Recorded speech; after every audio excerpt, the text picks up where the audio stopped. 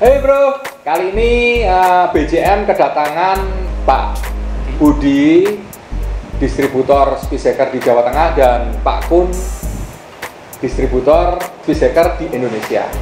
Dan di body repair dan paint BJM ini sudah disupport oleh Speedseeker. Kali ini mungkin Pak Budi ada mau diomongin tentang Speedseeker. Speedseeker itu apa? Terus apa sih keunggulan Speedseeker dibandingkan produk lain? Silakan Pak Budi. Terima kasih waktunya Pak Handoko. Jadi kita memegang produk Speedseeker sudah cukup lama Pak Han, dan sampai sekarang memang sama terbukti ya. Dan nanti Speedseeker masih digunakan di beberapa dealer otomotif, baik di ATPM ataupun di bengkel-bengkel independen. Pada prinsipnya Speedseeker kalau kita ngomong produk masih murni build dari Jerman, jadi secara konsentrasi dan secara konsisten dia masih tetap bagus karena memang masih murni dari Jerman ya. Jadi secara stabil untuk produk Speedseeker masih bisa dipercaya, Diandalkan ya. Iya, bisa diandalkan. Nah, mungkin banyak, kalau secara teknik sih banyak Pak Kun yang akan mengetahui secara detailnya tentang Speedseeker ya. Kebetulan kita Speedseeker di sini selain untuk di di bengkel-bengkel yang menengah ke atas, di mana bagus sebenarnya banyak dipakai, walaupun untuk mereka kadang-kadang pengen untuk mobil-mobil pribadinya sendiri, dia ngecat sendiri, dia selalu pakai produk Speedseeker. Nggak tahu entah dia beli dari dapat informasi dari mana.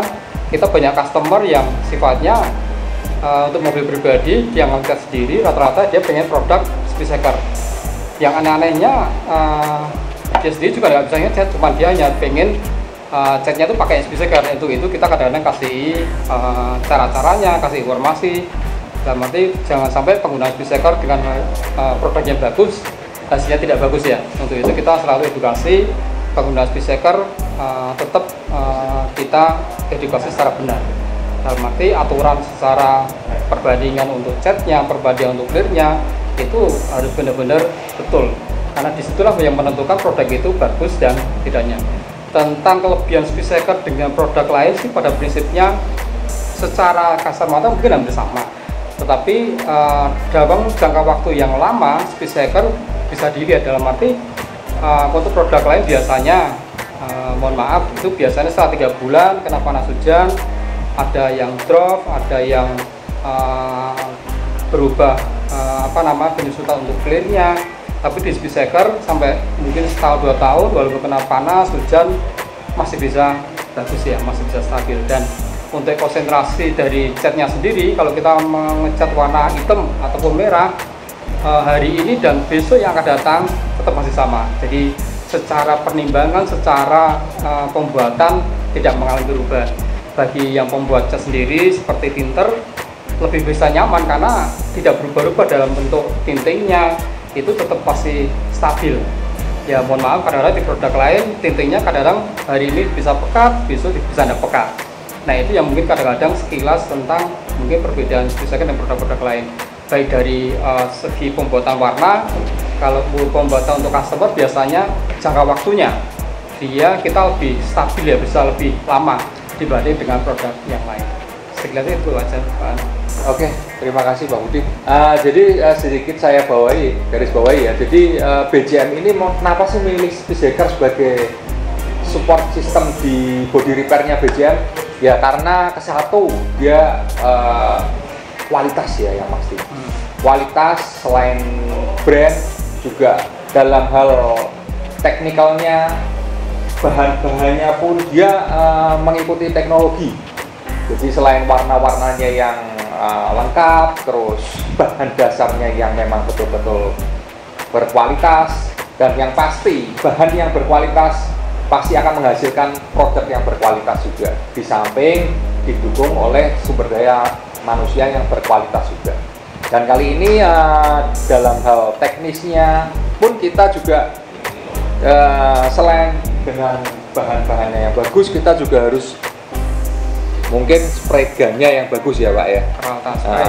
Spray gun yang bagus tuh apa sih yang membedakan sih antara spray gun yang mahal dengan spray gun yang murah mungkin Pak Agung di sini bisa menjelaskan supaya kita itu orang awam itu tahu bahwa bengkel itu tidak hanya dilihat dari oh yang penting harganya murah, enggak, tapi kualitasnya mulai dari bahan dasar, mulai dari gempul, mulai dari surfacer, cat, vernis, dan mungkin spray gun-nya ini sangat berpengaruh.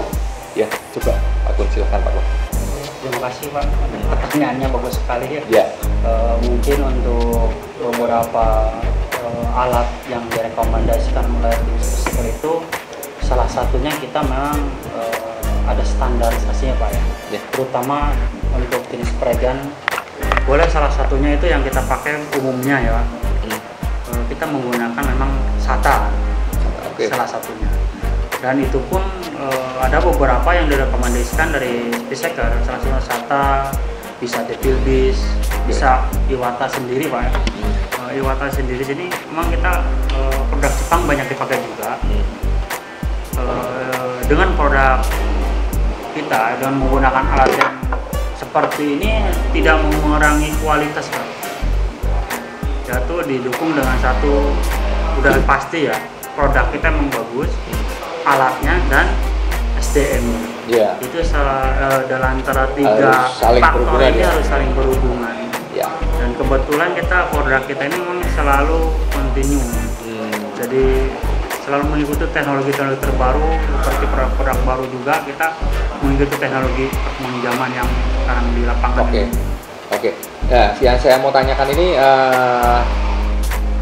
beda nggak sih spray gun yang biasa dengan spray gun yang mungkin Anes Iwata, SATA, Devilbis?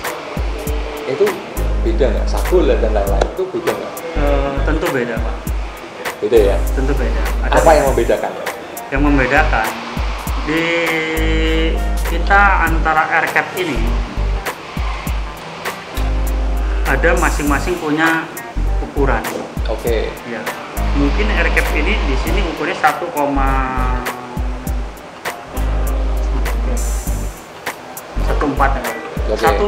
nozzle-nya ini kegunaannya kan dia kalau 1,4 itu buat clear Pak. Mungkin 1,4-nya Iwata beda dengan 1,4-nya SATA. Mungkin 1,4-nya Iwata ini dia akan keluar itu lebih halus, dan dia lebih irit, secara konsumsinya lebih irit di bahan, karena dia nozzle-nya 1,4-nya nozzle-nya Iwata dia lebih kecil dibanding dengan yang punya SATA. Itu perbedaannya sih di situ aja. Cuma tekniknya yang mesti disesuaikan, tekniknya aja yang mesti disesuaikan.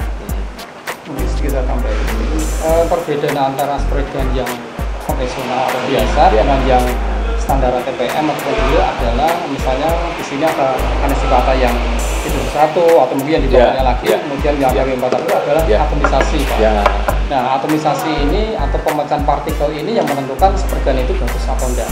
Nah, di bidang otomotif, apalagi di bidang spray ini perlu sekali dengan atomisasi, mesti ada warna-warna pearl, ada warna-warna yang sifatnya lebih ekstrim seperti itu, apalagi warna-warna yang sekarang lebih ada ke arah candy, yaitu memecahkan partikel itu yang penting, sehingga spray gun itu bisa dilihat setelah di samping dari kegunaannya seperti jarum nasional jelas, kemudian memecahkan partikelnya ya itu benar-benar harus terbukti.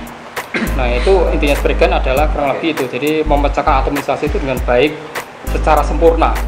Nah, antara yang konvensional dengan yang standarisasi, baik itu SATA ataupun Iwata ataupun Devilbis, kurang lebih semua punya karakter sama, tapi kadang-kadang yang bisa memecahkan partikel dengan baik itu kayak apa? Itu yang standarisasinya kalau dengan yang konvensional itu. Sudah jawab. Jadi spray gun ini juga sangat menentukan ya teman-teman. Jadi nggak hanya dilihat dari wah di sana kok harganya cuma segini ya, teman-teman harus lihat bahannya apa yang dipakai, spray gunnya pakai apa, karena spray gun ini fungsinya juga untuk memecahkan atomisasi suatu bahan cat supaya terspray dengan sempurna. Siralik dalamnya pun nancepnya juga sempurna. Ada yang mungkin sudut pandangnya dari dilihat dari samping, dari depan, atau mungkin dari mana kelihatan sama. Siraliknya juga masuknya sama semua. Jadi ini semua ini saling berhubungan ya teman-teman ya. Jadi ya teman-teman mulai belajar cerdas. Jadi mulai belajar tahu mana sih yang kualitas, mana sih yang hanya biasa-biasa atau mungkin kalau boleh ngomong kaleng-kaleng ya. Sekarang kita masuk ke bidang masalah teknis ya, sedikit masalah teknis. Kan sekarang banyak sih mobil-mobil yang dicat, tapi itu mungkin terjadi komplain-komplain, misalkan nih catnya bloro atau mungkin dempulnya masuk rembes. Itu rata-rata tuh komplain itu karena apa ya? Karena mungkin SDM-nya, atau mungkin karena catnya, atau mungkin karena apanya. Sedikit saja kasih gambaran Pak. Jadi biar customer tuh tahu bahwa bengkel-bengkel yang notabene udah jadi dealership atau mungkin sudah disupport oleh Spicehacker ini nggak akan terjadi hal-hal seperti itu gitu loh. Jadi minimize sekali komplainnya, karena kan ya itu tadi banyak di luaran yang terjadi. Saya ngomong di luaran ya, catnya belang, catnya blorok, terus dempulnya ngisep, terus ada dempulnya yang nggak sempurna kan, kayak surfacer itu kalau kadang nggak sempurna dia keluar bintik-bintiknya, jadi kayak lubang-lubang gitu loh masuk. Jadi ya boxinya kelihatan lah. Gimana Pak? Untuk defect cacat karena produk itu umumnya biasanya dilakukan oleh SDM-nya sendiri Pak. Satu. Pertama, kedua, kadang-kadang di lapangan atau di luaran, kita katakan di luaran, dia tidak full system Pak. Jadi dempulnya merek apa, surfacer merek apa, catnya merek apa. Jadi sehingga akan terjadi perbedaan secara kimia sendiri Pak. Dia tidak bisa menyatu gitu. Masing-masing dia punya karakter tersendiri. Contoh dari dempulnya aja dia mereknya beda dengan surfacer yang merek berbeda. Itu sering terjadi di lapangan seperti itu Pak. Jadi dia tidak full system dalam satu merek, sehingga akan terjadi cacat atau defect, salah satunya itu. Yang kedua, sering di SDM-nya sendiri ya, human error sebetulnya dia banyakkan di human error-nya yang sering terjadi sih. Oke, berarti sedikit saya tambahkan, berarti memang betul. Jadi kualitas itu nggak akan bisa ditipu. Suatu brand, suatu sistem, suatu tim, suatu manajemen yang baik pasti akan menghasilkan produk yang baik juga. Jadi teman-teman bisa memilih ya, antara mau yang konvensional biasa-biasa aja, atau mau masuk ke tempat yang memang sudah mempunyai SOP, standar SOP yang internasional seperti Spicehacker ini ya. Jadi jika teman-teman punya permasalahan tentang cat, tentang bodi mobil, bodi repair, boleh silahkan hubungi kita di BJM. Kita siap membantu, kita siap untuk memberi masukan, kita siap untuk mengerjakan body repair itu sendiri. Kita full painting dengan didukung oleh brand-brand yang seperti Spicehacker ini dan alat-alat yang sesuai dengan standar operasional internasional. Oke, sekian review dari saya, dan jangan lupa bawa mobilmu ke BJM Auto Workshop, One Stop Car Solution.